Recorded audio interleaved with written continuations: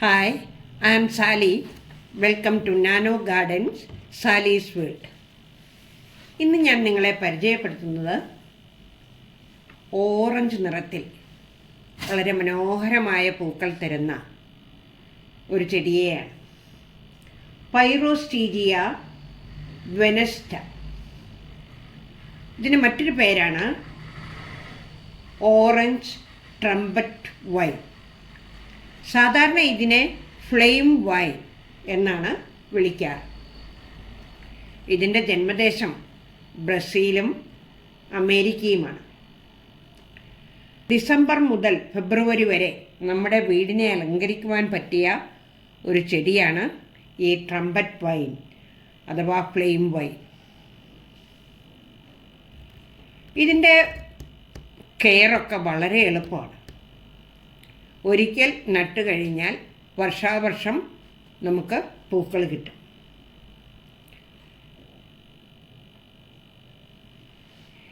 ഇതിൻ്റെ ഇലകൾക്കും നല്ല ഭംഗിയാണ് കേട്ടോ. നല്ല കടുത്ത പച്ച നിറം.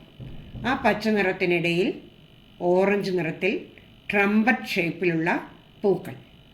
പൂക്കൾ വിരിഞ്ഞു വരുമ്പോഴേക്കും ദളങ്ങൾ മടങ്ങി പുറകോട്ട് നിൽക്കും. അപ്പോൾ സ്റ്റേമൻസും സ്റ്റിഗ്മയും വെളിയിലേക്ക് തള്ളിയും വരും. അങ്ങനെ ഒരു പ്രത്യേകത കൂടി ഈ ചെടിക്കുണ്ട്. ഇതിൻ്റെ ഫാമിലി ബിഗ്നോണിയേസിയാണ്. ഇതിൻ്റെ ഈ വൈൻ ഇങ്ങനെ ഒരു സ്ഥലത്ത് നിന്ന് വേറൊരു സ്ഥലത്തേക്കായിട്ട് പടർന്ന് പിടിക്കും. ക്രീപ്പിംഗ് ആൻഡ് ക്ലൈംബിംഗ് വൈൻ എന്ന് പറയാം ഇതിനെ. എവിടെ ക്രീപ്പ് ചെയ്യണം? നമ്മുടെ മണിമുല്ലയുടെ വേറൊരു ചങ്ങാതിയാണിത്. നിറയെ പെട്ടെന്ന് അങ്ങ് പടർന്ന് പിടിച്ച് കയറും.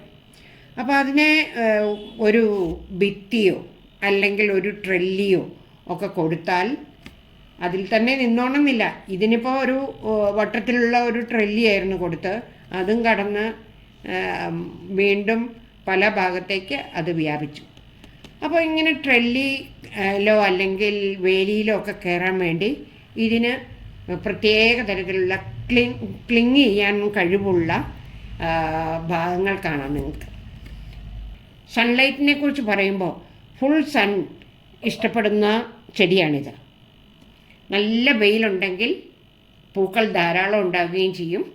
അതേപോലെ തന്നെ നല്ല നിറവും ഉണ്ടാവും. ഇനി സൺലൈറ്റ് ധാരാളം ഇഷ്ടപ്പെടുന്നെങ്കിൽ തീർച്ചയായിട്ടും അടുത്ത ഘട്ടം വാട്ടറിങ് ആണല്ലോ. എല്ലാ ദിവസവും നനച്ചു കൊടുക്കാം. വിൻ്റർ സീസൺ ആകുമ്പോൾ, അതായത് ഡിസംബറിലെ തണുപ്പിൻ്റെ ഒക്കെ സമയം വരുമ്പോൾ അത്ര അധികം നനയ്ക്കേണ്ട.